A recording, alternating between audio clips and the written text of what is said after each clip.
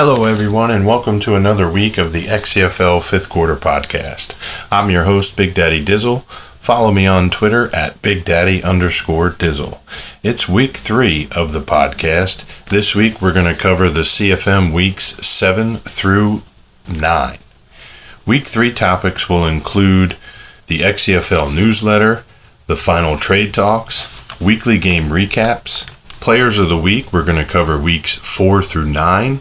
We're going to talk about team stats, player stat leaders, and the big arrival of the XCFL Magazine release. We're going to get into some off-the-record topic and my final thoughts on some of what's going on around the XCFL. So stay tuned for more, folks. All right, XCFL fans, we're going to talk about topics, trades, and the weekly recaps next. So let's go ahead and start and talk about some of the topics that took place during this last advance week that took place. We got the Bills and Chiefs had a trade. The Bengals and Steelers had a trade. Another division loss for the Dolphins. The Bengals had traded Diggs to the Steelers. We'll talk about that in just a moment. Turnovers destroyed the Dolphins and the Jets game there. Talk about that topic. Another Arrowhead update. The Dolphins had also won their first game in this previous advance. What else do we got? New faces in Kansas City, another Arrowhead update, and the wide receiver Jarvis Landry speaks out in Miami in regards to his Dolphins, and another Arrowhead update. Finishing up the mid-season interval team report. Definitely check that one out. That was a special report by Nick. That was a great job. If you haven't read that, please do so. All right, let's talk about the trades. We had 2 trades that went down. They both happened in week 8. The Bills had traded their quarterback Teron Boykin to the Chiefs. Some of you may have seen the article in regards to his recent arrest down in Dallas. The Chiefs traded their 2020 4th-round pick, which is currently standing at the 101st overall draft pick, to the Bills. I don't think that was a smart decision by the Chiefs, but who am I to judge? Next trade for week 8 and the final for the trades this season, you had the Bengals who traded their wide receiver Stephon Diggs to the Steelers for a 2020 round number 1 16th overall pick to the Bengals. So that takes care of the trades. So let's get into the weekly recaps. We're going to go back to week 7. We're going to talk about some of the games here. We had the Patriots at the Browns. The Patriots had won that one. Of course, as you know, they're still undefeated. At this time, they were 6-0. The Browns were 4-2. The Vikings were at San Diego. They pulled out the victory in that one, 26-14. Miami picked up their first win, as I mentioned. That was over the Giants, and that was 16-9. Lately, the Giants have been struggling, trying to get things together. We've talked about that last week in the podcast. This is a big one. The Buccaneers upset the Saints 20-13. That was a big win for ARV and the Bucs over the Saints, who are playing well. I believe that's currently their only loss at the moment as well. The Rams picked up a win over the Cardinals at home in week 7. That was 20-17. They won that one by a field goal. In week 8, you had Carolina at the Rams. The Rams won that one 24-0. Oakland at Pittsburgh. Oakland won that one 19-14. Tennessee at Kansas City. We talked about that one. Coach Boone whooped my tail 34-0. The Dolphins at the Jets. The Jets picked up another win 24-10 in that one. And Buffalo at Baltimore. Buffalo picked up the win there 20-14. The Niners played the Arizona Cardinals. The Cardinals picked up a win there, 37-31 in that one. And Denver beat San Diego 27-20. That was for the Week 8 games. Week 9, you had San Diego at Oakland. Oakland won that one 24-16. Pittsburgh beat Cleveland 19-12. The Rams beat Arizona 41-10. And the Seahawks beat the 49ers 34-20. And those are the weekly recaps for the games weeks 7 through 9 in the CFM franchise that took place during this advance. Next up, we're going to talk about the players of the week, team stats, and player stats. So go ahead and stay tuned for that. I'll be right back. All right, folks, I'm back. This next topic is the players of the week. I haven't touched on it since the very first week of the podcast. We're going to go ahead and talk about weeks 4 through 9. So let's get started with week 4. We had the NFC offense. Brown, wide receiver from the Rams. He had 4 receptions, 121 yards on the ground. He averaged just over 30. He had 3 touchdowns that week in week 4. NFC defense, you had Gates for the Packers. He had 7 tackles, 2 interceptions, one of them for a touchdown. AFC offense, another great performance by Le'Veon Bell. He had 16 carries for 159 yards. He averaged just shy of 10 yards. He had 2 rushing touchdowns, 1 reception for 4 yards. And AFC Defensive Player of the Week was Lawson, left end from the Jaguars. He had 9 tackles and 3 sacks. In week 5, Players of the Week, NFC Offense, you had Romberg, the halfback from the Buccaneers. He had 18 carries for 143 yards. He averaged just under 8 yards, which was 7.9. He had 3 rushing touchdowns and 1 catch for 3 yards. NFC defense, you had Riggs, the cornerback from the Eagles. He had 4 tackles, 2 interceptions, and 1 of those for a touchdown. AFC offense, you had Todd Gurley, the second halfback of the Jets. He had 19 carries for 102 yards. He averaged just over 5 rushing yards per carry at 5.4. He had 3 rushing touchdowns in that game and 4 receptions for 32 yards. AFC Defensive Player of the Week in Week 5 was Floyd, the left outside linebacker, who had 1 tackle and 2 interceptions, 1 touchdown on that week as well. Week 6, Offensive Player of the Week for the NFC was Jones, the halfback from the Falcons, who had 20 carries for 200 rushing yards. He averaged 10 yards a carry. He had 2 rushing touchdowns. He did have 1 fumble, however, but he did have 2 receptions for 30 yards and also 1 reception touchdown. That's a great performance. NFC defense also goes to the Falcons with Polly, the cornerback, who had 4 tackles and 3 interceptions. AFC offense went to Coleman, the halfback for the Ravens, who had 21 carries for 230 yards. He averaged 11 yards a carry. He had 3 rushing touchdowns and also 3 catches for 24 yards and 1 reception touchdown. AFC defense was Magnum from the Bengals. He plays left outside linebacker. He had 7 tackles, 1 interception, 1 of those for a touchdown. Week 7, Players of the Week, NFC offense, you had Jared Goff, the quarterback for the Bears, who was 28 of 36. He had 334 passing yards for 6 touchdowns. He was only sacked 1 time, and he did carry the ball twice for 7 yards. NFC defense, you had Ball, who's the play's middle linebacker. He has 5 tackles. He had 4 interceptions in that game, 1 forced fumble, and he also had a touchdown as well. AFC offense, you had Jackson, the halfback for the Buffalo Bills. He had 17 carries, 152 yards on the ground. He averaged just under 9 yards with 8.9. He had 3 rushing touchdowns. He did have 2 fumbles. He had 3 receptions for 32 yards. AFC Defensive Player of the Week was Ragland for the Chiefs, middle linebacker. He had 14 tackles and 1 interception. Week 8, Players of the Week, NFC offense, you had Jay Rushing, the halfback for the 49ers, who had 12 carries for 159 yards.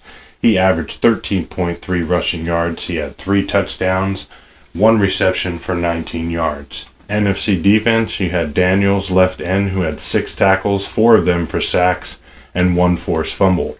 AFC offense, you had Perryman, the wide receiver for the Ravens.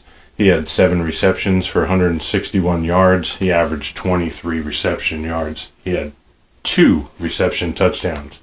AFC defense, you had Gottis, who was the right end for the Chargers. He had 6 tackles.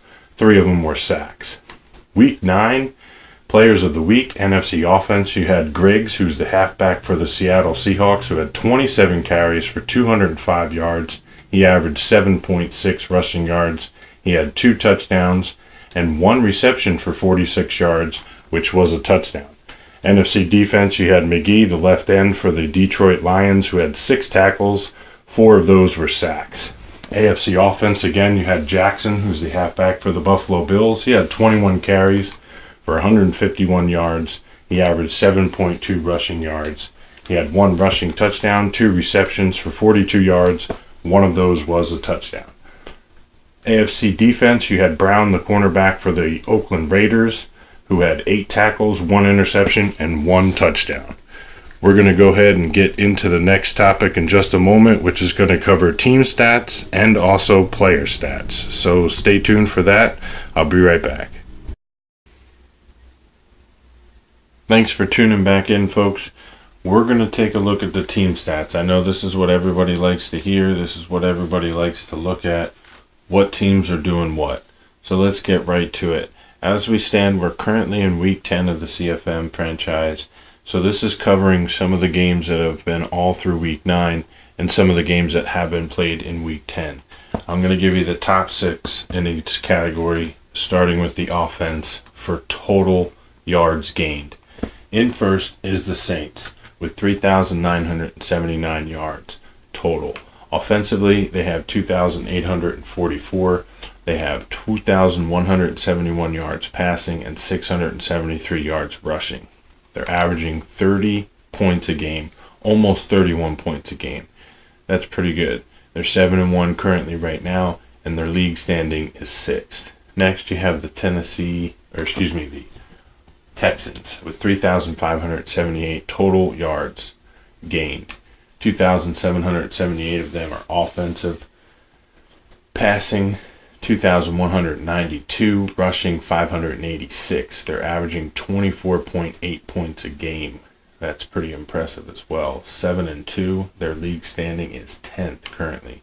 San Francisco 49ers have 3,563 yards total. Offensively, 2,819 of them. 19,036 yards passing, 883 yards rushing. They are averaging 22.7 points a game. They are currently 5-4 in the NFC West, and they're 14th in the league standings. The Buffalo Bills are 3,445 total yards of offense. You have 2,849. 1,712 of them are passing, and 1,137 yards rushing. They're averaging 25.7 points per game. They are 8-1 in the AFC East. They are 3rd in the league standings. The Lions come in at 5th with 3,388 total yards. 3,028 of them are offensive. 2,146 are passing. 882 yards are rushing. They're averaging 26.3 points a game. They are 8-1 in the NFC North, and they are 4th in the league standings. Finishing out the top 6 is the Seattle Seahawks with 3,383 total yards. 2,491 of them are offensive. 1,492 of them are passing. 999 of them are rushing. One more for that 1,000 mark. They're averaging 25 points even per game. They are 7-1 in the NFC West, and they're currently 5th in league standings. Next, we're going to go ahead and talk about defense. Defensively, total yards allowed, the least amount, obviously, which would be the Patriots with 1,504. 1,155 of them are passing, and only 349 rushing. They've only given up 76 points. They are the only team to give up less than 100 points so far this season, and they have 27 sacks on the quarterback. They have 5 fumbles and 17 interceptions. The Texans stand second with 1,633 yards allowed. They have 138 points allowed, and they sacked the quarterback 34 times. They have 6 fumbles, 19 interceptions. The Saints, they are third with 1,710 total yards allowed. 1,250 of them are passing. 460 of them are rushing. They've only allowed 101 points so far this season, and they have 23 sacks, 5 fumbles, and 3 interceptions. The Titans have 1,942 yards allowed. They have 1,382 passing yards allowed and 560 rushing yards allowed. They have given up 121 points. They have 18 sacks, 3 fumbles, and 10 interceptions. The Steelers are next with 1,947 total yards allowed. Passing are 1,517, 430 are rushing. They've given up 158 points. They have 22 sacks, 3 fumbles, and 11 picks. Last but not least, topping off the 6 is the Cowboys with 1,997 total yards allowed, 1,416 passing yards allowed, 581 of them are rushing. They've given up only 110 points. They have 29 sacks, 5 fumbles, and 15 interceptions. Next, we're going to go ahead and talk about the red zone efficiency. Overall, best rating, 90%, you have the Cardinals and Cowboys. Then you have the 49ers at 89%, the Rams at 88%, the Chargers at 88%, Raiders at 86%, Falcons at 85%, the Titans at 84%, as well are the Saints and Patriots, the Eagles at 83%, the Lions at 82%, the Packers at 81%, the Browns are at 80%, the Bears at 79%, and the rest of the league is pretty much into the 70s. The least would be me, the Chiefs. 50% red zone efficiency. That's fucking horrible. Let's go ahead and move on to the penalized. Who has the most penalties in the XCFL? The Texans. Most penalty yards, 357 yards for the Texans. Behind them are the 49ers with 21 penalties with 299. The least penalized team, the Buccaneers. 4 penalties for 29 yards. The Titans, 6 penalties for 42 yards. The Packers, 7 penalties for 62 yards. The only other team under 100 yards in penalties would be the Falcons with 11 penalties for 95 yards. Turnovers.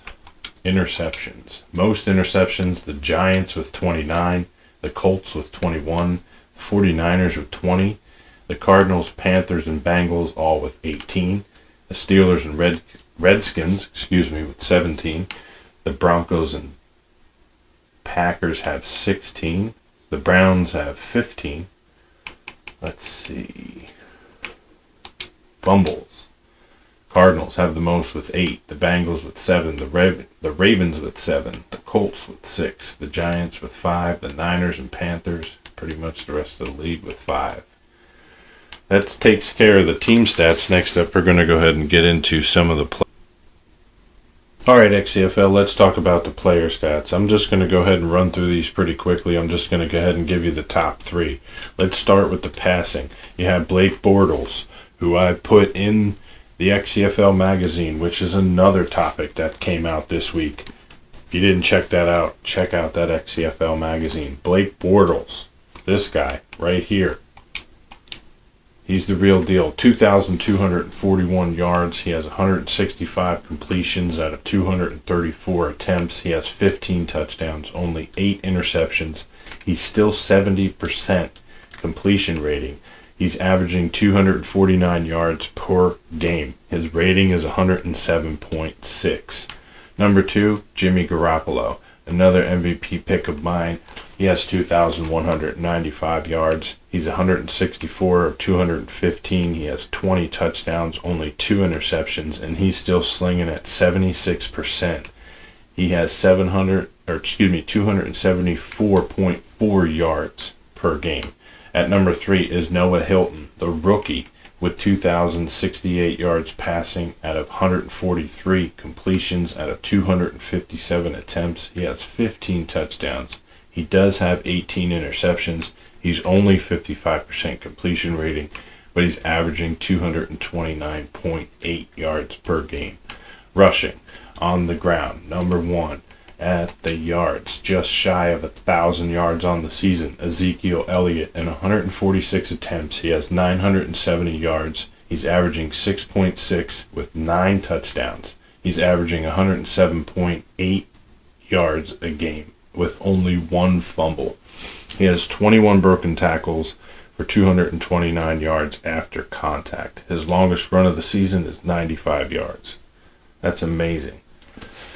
Number 2, you have Darrell Jackson. This guy's done it all season. 145 carries for 960 yards. He's also averaging 6.6 on the ground. He has 9 touchdowns as well. He's averaging 106.7 yards a game. He has 5 fumbles, 11 broken tackles for 249 yards after contact. His longest carry is 75 yards. Deion Gates, the rookie in Minnesota, 139 attempts for 875 yards. He's averaging 6.3. He has 11 touchdowns for 97.2 on the average per game. He has 3 fumbles, 11 broken tackles for 234 yards after contact.